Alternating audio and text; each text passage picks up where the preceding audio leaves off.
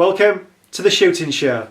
This week, Gary Green brings us his last wildfowling outing from Orkney, plus Byron reviews an interesting rifle from Bergara.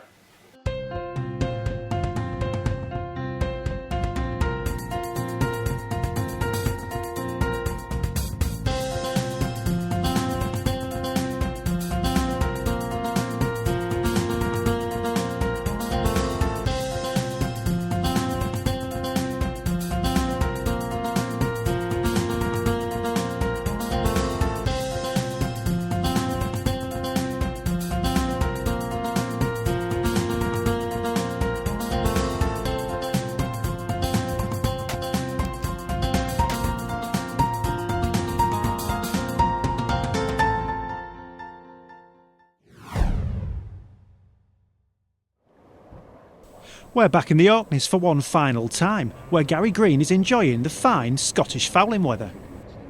Went out for a recce today, all round the island almost, with Magnus. That was pretty hairy, everything's frozen up, plenty of snow everywhere.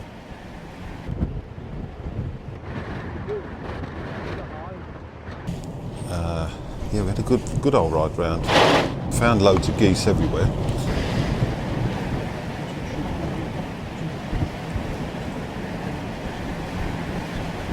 After the recce this morning, Magnus decided we was going to go to a place they called a drome, old aerodrome with some sort of bunkers and stuff there, a bit of cover.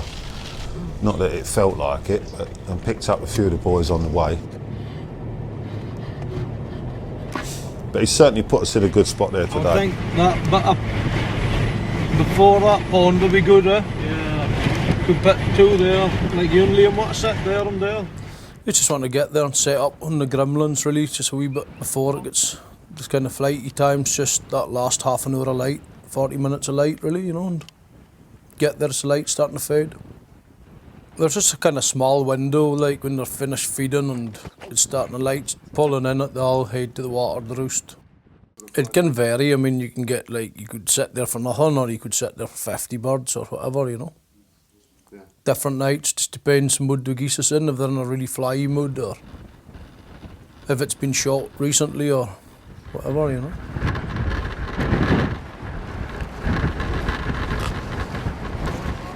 Extremely open, felt very vulnerable out there to the conditions. I mean, it's been horrendous today. Winds out there, it was gusting from 50 to 60, maybe up to even 80 at some points. But they came very, very low and you're trying to shoot off your knees because you just can't stand up out there, you just fall straight flat over on your face. There's no more time to moan about the inclement conditions as the first skein approaches overhead. I'll go right and go left.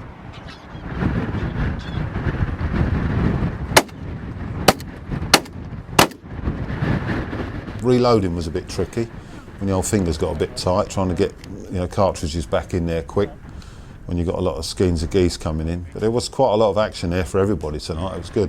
It was just connecting with them was the difficult part. And how's the clothing holding up? Are you keeping warm? Yeah, clothing's good. This new gear. Yeah, it's rather cosy.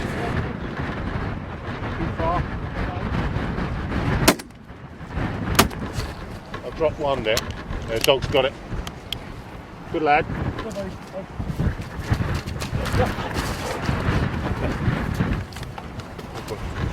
Right, I'll leave you this bit and I'll go. All right, mate.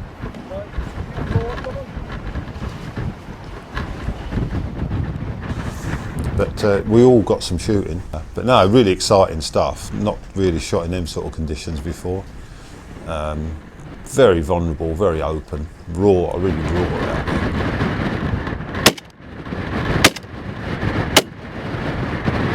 At one point I had to have my hood up, which I didn't like, because when you turn your head you get caught up with your sort of peripheral vision being shut down by the hood, and in the end I dispensed with that because I'd much rather have my ears and more vision. But that was only when it eased off a bit, because those hailstones and snow was coming down. Hailstones felt like marbles hitting you in the back of the head. With a modest bag of geese accounted for, we retreat to the welcome warmth of the pickup.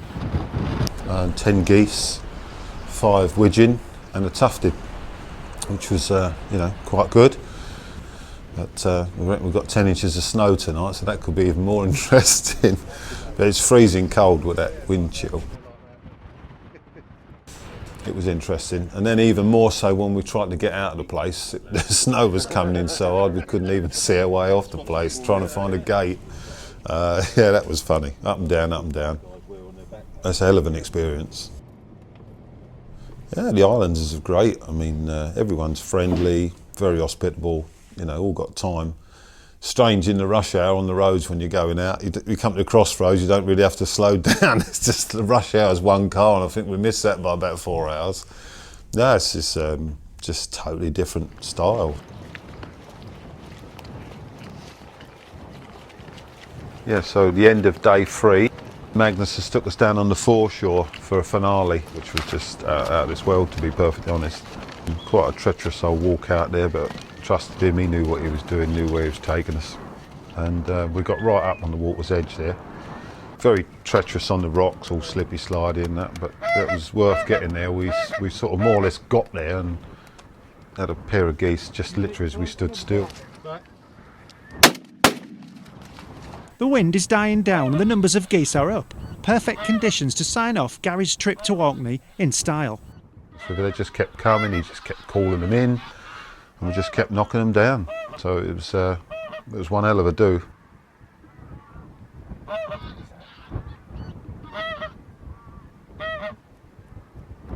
When the light started to foul, he was managing to get their attention so good with the calling, and you couldn't really see them that well until all of a sudden they're just on top of you. But then there was really visual, it was straightforward.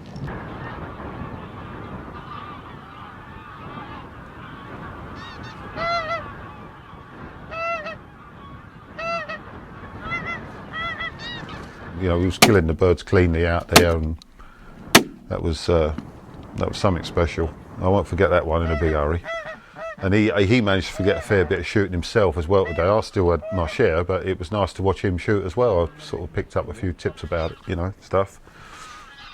And his dog, Buddy, well, fantastic there tonight. I mean, poor old thing, his teeth were knocking and chattering, and, you know, yeah, he's in and out of there, just going for it all the time. Lovely animal, lovely animal. Pleasure to see it work like that, so good. And nice to shoot with someone of his standard. The safety, the acknowledgement, quick chat before you go back, I'll go front, no crossing over, like we'd probably shot together for years. That sort of brotherly thing, it was nice. Yeah, it went quick when it went the light, it was just switched right off, just like someone switching a light off almost.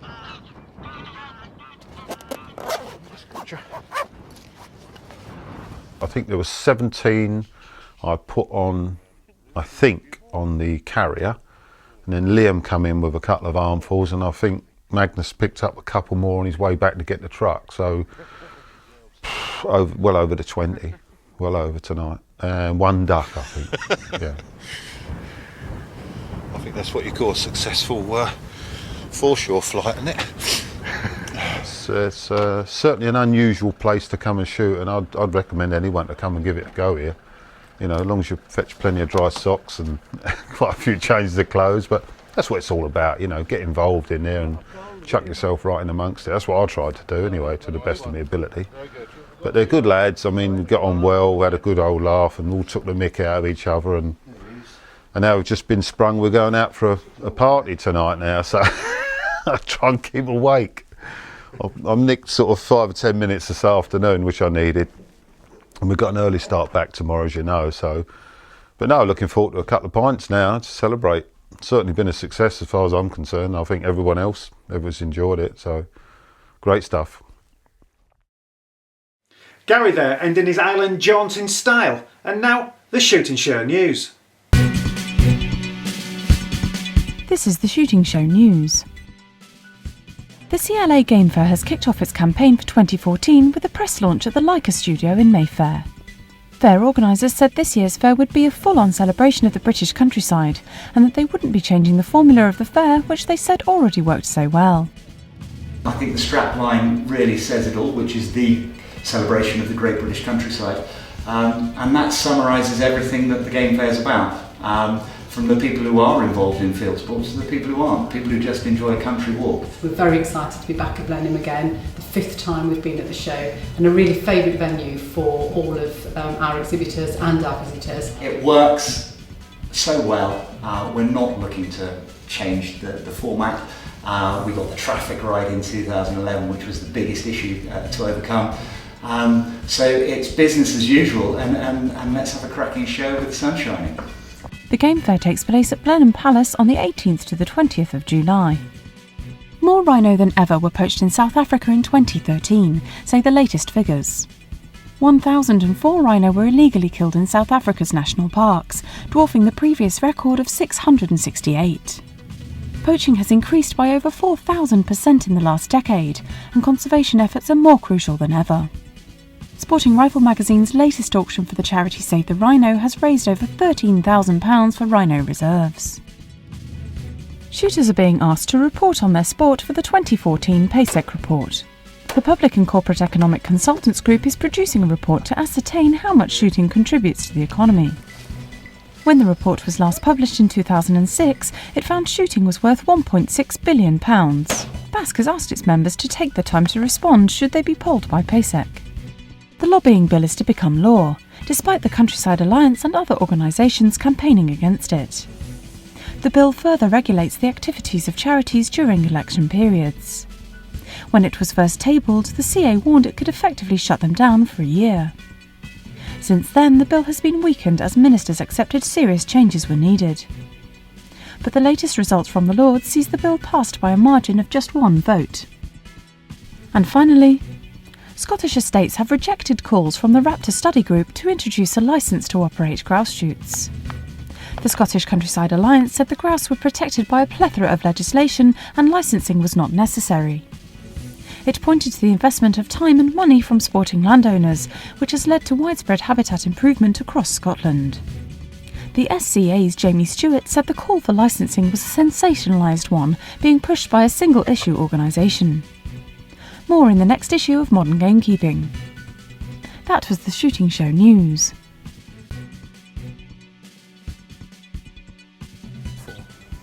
Bergara is a Spanish gun maker. Now, anybody on the bench rest scene or has had their sporting rifle rebarreled recently has probably come across Bergara when they've been trying to decide exactly what barrel they're going to put on their rifle. They make some very fine rifle barrels, and there's a good reason for that. What is quite interesting to note before we get into this rifle itself is that Ed Schillen of Schillen Barrels in America actually consults to Bergara. Now, as a lot of people will be aware, Schillen makes some of the best barrels in the world, and there's a lot of world records that have been broken over the years with rifles fitted with Schillen barrels. So as you would expect, any company that Ed Schillen is going to put his name to as a consultant is going to produce some very fine barrels as well. But the whole point behind Bergara was to produce fine barrels, but at production costs. I've already shot this rifle quite extensively over the last month. I've had it at the range a lot, I've done some stalking with it. Nick Latus from Sporting Rifle was up with me, and he shot a couple of row with this exact rifle here. And what I can tell you right now, before we get into the rifle, is that it really can shoot. I was quite honestly surprised by how well. I mean, this was a brand new rifle. This was one of the first ones given to a UK journalist. So it had no barrel breaking whatsoever. In fact, I've got my first target here. After bore sighting it, I got the first shot on paper, and then this was my next 3 shots here. Now that group is under 3/4 of an inch, and if every rifle did that, you would certainly be very happy. Now that was with 105 grain geckos. I ran a variety of ammunition through this 243, and it really wasn't fussy at all. The first interesting aspect of this rifle is that it's actually a switch barrel. So we'll go through the switching process of barrels and bolt heads before we look into the rest of the rifle. Now, Bergara have made life quite easy for you. Much the same way as a shotgun, there's a little lever underneath the forestock here. If you depress that, it allows you just to pop it off. So you'll be able to see how the receiver attaches to the barrel. Now, it's basically a split collar which is compressed via 2 Allen screws, and the Allen screws also act as locators with locating grooves in the bottom of the barrel. Now, this method is almost identical to a Sauer 202, but a Sauer 202 has 3 fixing points, the Bergara just has 2, but it certainly doesn't seem to make any difference, and it's a method that certainly works. So if I just find my Allen key and take these out, I can show you how the fixing works. So with these undone, and assuming that the bolt is removed, it is as simple as sliding the barrel from the receiver. If I put this down, you will notice that at the end of the chamber there's a locating lug. Now this fits inside the receiver to make sure the barrel is the correct way up when you refit it. And you will also see that because it's a switch barrel, to ensure that the head spacing is exactly the same every time you replace the barrel, which is very, very important for accurate shooting, the lugs of the bolt fit inside the barrel itself. It's a comfortable rifle to use both on the range and in the field. It comes to the shoulder very nicely and your eye is nicely aligned along the rifle. It has a checkering alternative on it which feels nice in the hand. It's grippable, but it probably is a lot cheaper to manufacture, and it's certainly not as nice aesthetically to look at, but it's certainly functional. The wood lacks the really nice dark grains of high quality walnut, and it does have a little bit of a light feel about it, but it is functional, it works, it looks nice enough, and there are some nice finishing touches on the caps that Bergara have added. If we take a look at the forestock, I do have one small criticism of it, and that is that the mechanism that attaches the forestock to the receiver in order to allow you to get in to replace the barrel has just a little bit too much play in it. You can see that the forestock has a little bit of wiggle left and right. Now, obviously it would be desirable if this was tightened up so that there was no movement at all in it, but despite that, it still is free floating, and I've shot it off bags and I've shot it off bipods. Certainly doesn't seem to make any difference to how it shoots. The trigger blade itself is a little bit thin for my liking, but that's a personal preference. I prefer a nice fat trigger blade to rest my finger on. The brake, when I got the rifle, wasn't particularly good, I have to say. However, the trigger is adjustable, and with a little bit of tinkering, I did manage to get it down to a brake that was more than satisfactory. It may be a little bit on the heavy side, but it is a stalking rifle, it's not a varmint rifle, and so you can get away with that. If we move up to the safety catch, there's nothing particularly fancy about it. It's a 2-position and in the same place as a Seiko or a Remington. It's a little bit noisy if you just switch it back and forward. However, a lot of safety catches are like that, and if you just apply a bit of pressure with your thumb as you're squeezing it forward, you can make the rifle ready for fire almost silently. You've probably already noticed that the bolt is a lot longer and more substantial than you really need for a 243 like the rifle that we're testing. However, we've seen this before with multi-barrel rifles, and the reason for this is that this bolt has to cater for everything from your treble 2s and your 223s right up to your 375s and your 9.3s, and for that you need a substantial bolt.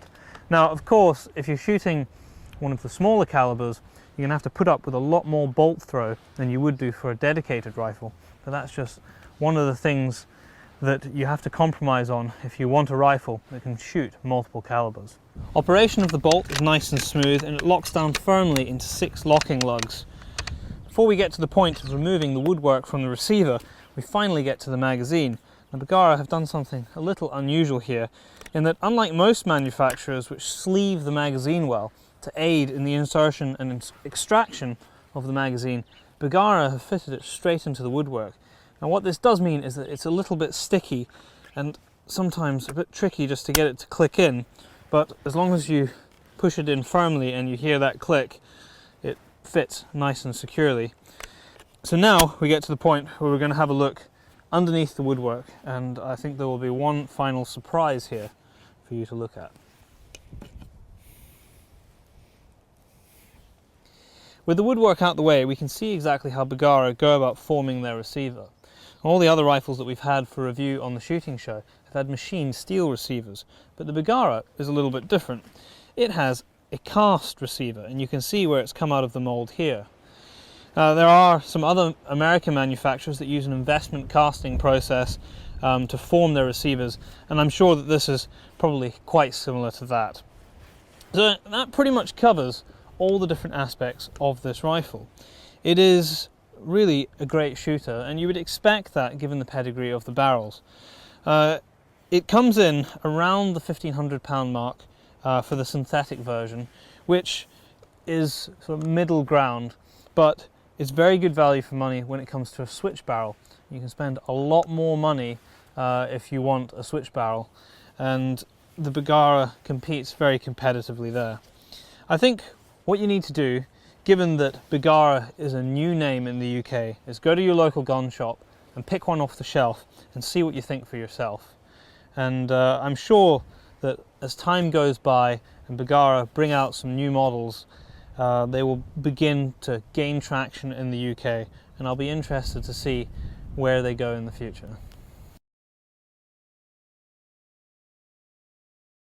Well, that's it for this week. Thanks for watching. Please don't forget to like us on Facebook and follow us on Twitter. This has been The Shooting Show.